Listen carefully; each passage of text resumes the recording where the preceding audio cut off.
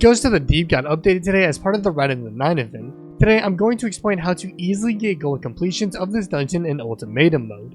This video will highlight the changes to each encounter, the builds and loadouts my team used, and our strategies for easy completions. If you'd like to get some runs of this dungeon with me, then stop by the Twitch channel in the description below, but with that said, I'm SniperKH and let's hop into the video. To start off, we'll highlight the first encounter. This encounter received some quality of life changes that makes it go faster, while still making it somewhat tense. For what was changed, Bungie added a 6-minute timer to the encounter, forcing you to be quick, but they also reduced the number of buffs you'll need to dunk to finish the encounter from 4 to 3. Because of these changes, you'll now have around 2 minutes per buff, which is more than enough time. For the best builds to use, we had our Titans running Prismatic Consecration, as it's still one of the best ad clear builds in the game. For our Warlock, they chose to run a heal lock build, but you could opt to run the Prismatic Getaway Artist build instead. For how we finished this encounter, we'd rush the ogres as soon as they spawned so that we could start the buff trail immediately. Considering the fact that you only need to dunk 3 buffs rather than 4, means that you will have one trail that you won't end up doing, so make sure your team is aware of the locations for each ad spawn for each trail, as this will save you so much time. Thanks to how strong Consecration is, this encounter will become light work, as one Consecration slam can wipe out an entire ad spawn if it's angled correctly. Otherwise, there really isn't anything more to this encounter, other than to clear ads fast, use your Sparrow and Eager Edge swords to get to ad spawns faster, and defeat the wizard quickly to get the deep side node to dunk the buff. Upon dunking 3 buffs, you'll be able to move on. Now, while I usually don't cover transitions between encounters, the transition between encounters 1 and 2 did receive a bit of an update, so let's cover that quickly. So rather than just running by all the ads, you'll instead need to defeat an ogre known as the Rune Keeper. Upon defeating this ogre, the passageway will open, allowing you to move on. I popped a super on the first ogre, then used Consecration Slams on the second, then used a combination of New Land Beyond and Consecration Slams to defeat the last 2 ogres and Hive Guardian that spawns in at the end.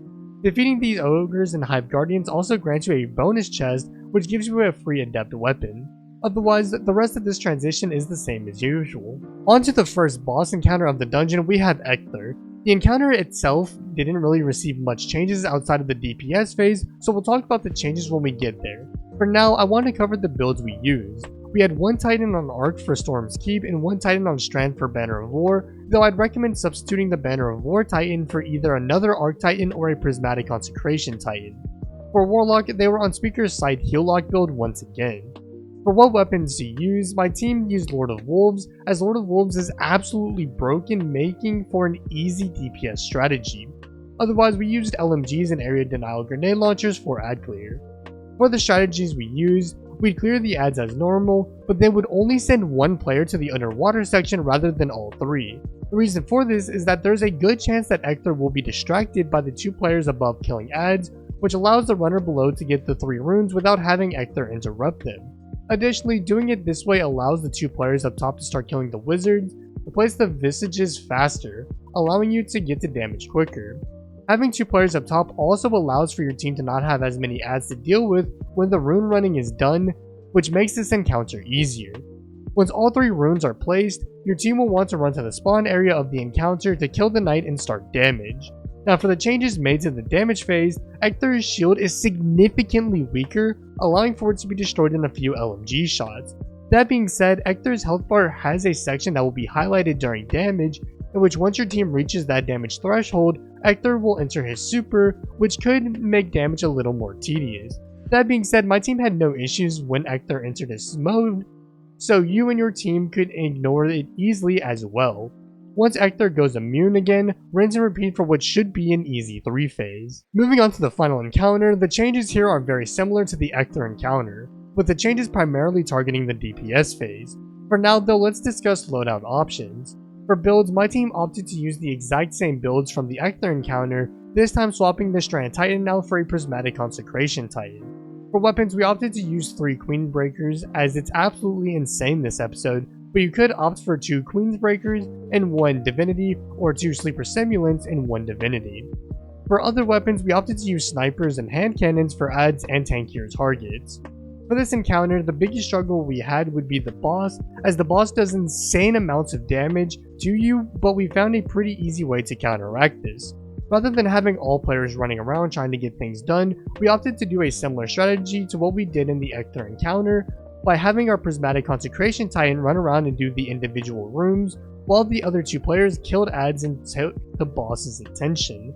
Doing this will allow your runner to not die whatsoever, and as long as you and your teammate are swapping attention often, neither one of you should die either. In terms of where we would DPS, we found that DPSing at Oryx's chest or head were the best options for my team, but consider talking to your team about other areas as well. Another pretty solid spot to damage is Oryx's knee, though it is a little more exposed. Now, as I mentioned at the start of this section, the changes, or as I should say change, for this encounter is once again in the DPS section. The only change me and my teammates noticed for this encounter was the boss's shield is significantly weaker, meaning you don't need to invest as many resources to get the shields gone. For us, 1 or 2 sniper shots would usually be enough to remove their shields, so you could opt to use a sniper first, then switch to Queen Breakers for DPS. Once damage is done, simply rinse and repeat this section for an easy gold Ghost of the Deep completion. Well, that'll wrap up today's video. If you found it helpful, a like rating would be greatly appreciated, and consider subscribing to the channel for more Destiny 2 content dropping weekly. If you'd like to stop by and get some runs in, then you can do so by stopping by my Twitch streams over at twitch.tv/SniperKH_, where I'll be streaming some runs, so stop by and say what's up. Otherwise, check out my other social media platforms for additional content from me. With that being said, I'm SniperKH, and I'm out. Good luck with gaming.